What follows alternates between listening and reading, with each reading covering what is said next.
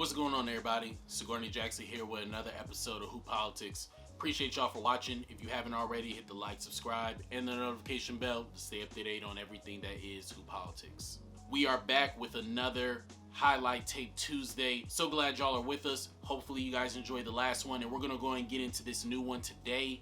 Deandre Gholston of the University of Wisconsin-Milwaukee, 6'5", 215, shooting guard, super skilled, very strong build, comes from a top-level junior college with Tallahassee Community College, same team that L. Ellis had played for when I did a breakdown a while back. He was a part of that team as well.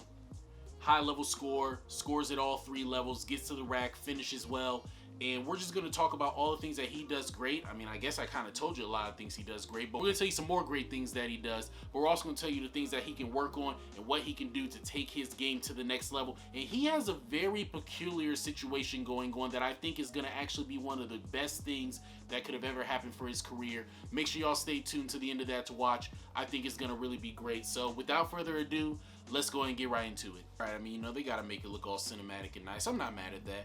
This man built like a tank. This is ridiculous. All right, let's go. Good punch. He's really good at using his body. I like how he was able to make that bump and rise up over the defender for the mid-range. Good footwork to be able to get into that Euro.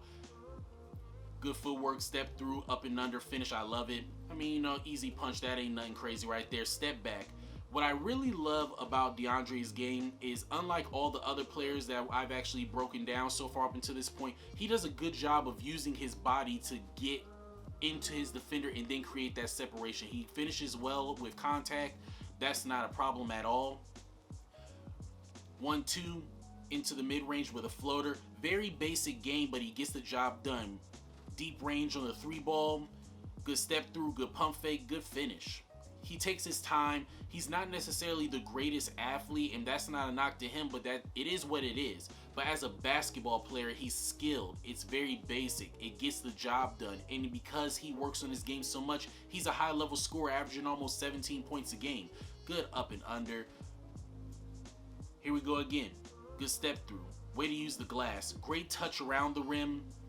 Good pump fake. Doesn't go into the mid-range, but go ahead and sidesteps into that three. That's an NBA skill right there. Catch and shoot three in the corner.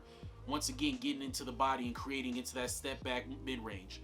Catch and shoot. Walk into the three-pointer. I love that. I love it. Good finish. Get off me, little man. Get off me.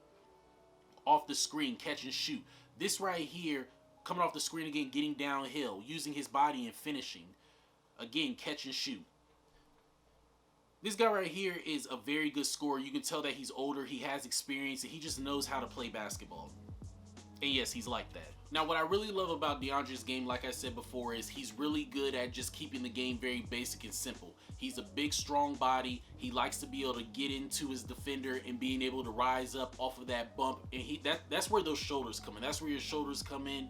He does a good job of just using his physical attributes in order to score the basketball. He does a good job of coming off of screens, getting downhill and creating, using his body. He has a good up and under. He shows some good athleticism. He mixes it up and he does mid-ranges. He does pull-ups at the three-point line. He catch and shoot. He plays off the ball. He plays with the ball. But what I would love to see more of with him is more ball handling when it comes to creating for other people. At 16.8 points a game, he has a lot of attention onto him, which means that he has to get other people involved to make the game easier for him.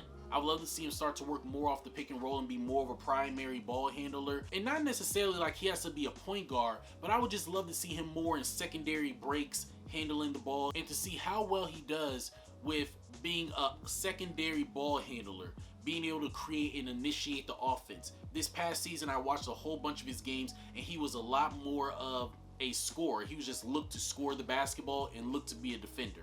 The next thing that I would say for him is conditioning. Conditioning is going to be so important for your game, Deandre, because when I watch the way you shoot the basketball, you use a lot of legs on your jump shot, and there's nothing wrong with that. Ray Allen did a lot of legs on his jump shot. Kobe Bryant did a lot of legs on his jump shot. Particularly, for the most part, a lot of basketball players, or some of the better scoring basketball players in the world or in the history of basketball, use legs on their jump shot. But one of the things that they all had in common was conditioning. there are games where I watch where you get tired and it gets late into the game, your shot begins to get flat. You have to do a lot better job of being in a lot more shape, which leads me to the next thing that I would say. 6'5", 215 looks great. It sounds great on paper and it's good. But you're probably the first basketball player that I've broken down so far in this channel that I would say I would love to actually see you lose weight. I would love to see you maybe go from being 6'5", 215 to about 6'5", 207. I think that you can cut. I think that if that happens, you're going to be a lot more agile. You're going to be a lot quicker with the ball in your hand. You're going to still be explosive, and you can still maintain that strength even though you are losing weight. You just have to get with your trainers and look at how to lose the weight. I'm not telling you to stop eating and lose all this weight. I'm saying that you have to just get in more shape and you have to lose that weight. I'm not the expert on necessarily how to do that per se, but I know you're surrounded by a really good staff at Milwaukee, and they're going to put you in position to do that. And the last thing that I would say, which I thought was so important when I watch his game, is how your game is going to change with this upcoming season because of the talent you have coming in. For anybody who doesn't know, the head coach of Milwaukee is Patrick Baldwin, and his son, Patrick Baldwin Jr., just committed to Milwaukee and is going to be coming in this upcoming year.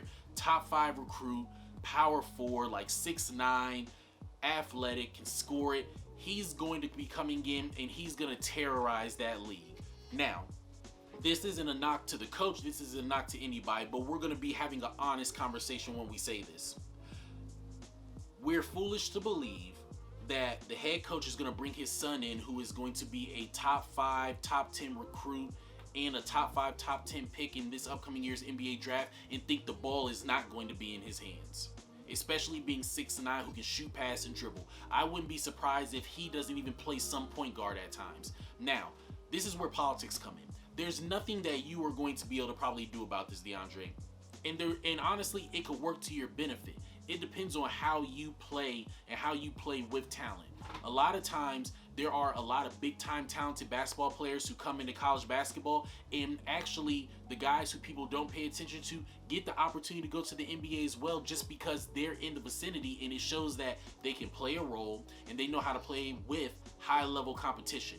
You're going to probably be able to play with a great schedule this year, being with Patrick Baldwin Jr., where you're going to play against a lot of high major Division I talented players. And I know you're up for it because you've already played at Tallahassee Community College. I believe that you can be in a Shelvin Mack role next to Gordon Hayward back when he was at Butler.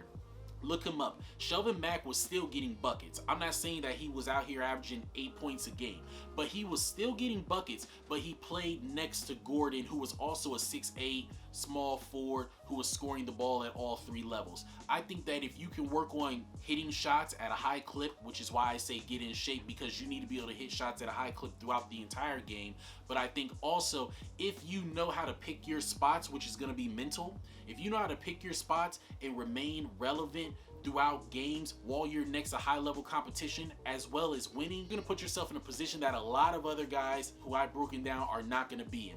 You are going to be one of the first and only players that I know of that's going to be next to NBA lottery type of guys, and you can use that opportunity to make yourself look better, not in a arrogant, selfish type of way.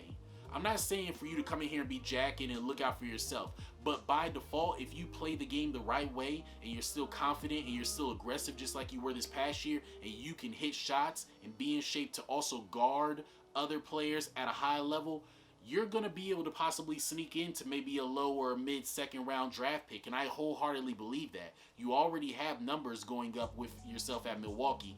You already played deep into the tournament this past year. With Patrick coming in this upcoming year, I expect you guys to win your conference. I expect you to be able to get into the first or second round of the NCAA tournament, and that is a perfect recipe for underdog guys like yourself to get that opportunity to be where you want to be at. So make sure that you keep your head throughout the season.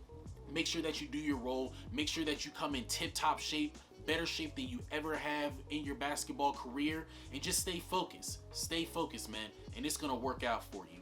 And if y'all like this video, make sure that y'all give it a thumbs up, like, comment, subscribe, hit the notification bell. If you have highlight tapes, please, please, please comment them below. And make sure y'all also DM me on Instagram and Twitter to let me know you want me to do a highlight breakdown at hoop_politics. You have to be following the Instagram, you got to be following the Twitter, and you have to be subscribed to the channel. You do that, I'll get to you when I can, but I definitely will get to you if your highlight tape is of a certain caliber. I'm doing a lot of big time basketball players, and that doesn't mean you're not a big time basketball player, but you got to do your part just like I got to do my part. I'm not sure if I have anything else. I think that's it. Once again, a very long-winded highlight breakdown, but I just love doing this so much. I could talk all day about basketball. I could talk all day about just how to get better and the things that you have to do to get better. So yeah, I'm gonna go ahead and shut up and get out of here. Make sure y'all like and subscribe. Make sure y'all follow the Instagram and the Twitter. And as always, God's always control. Peace.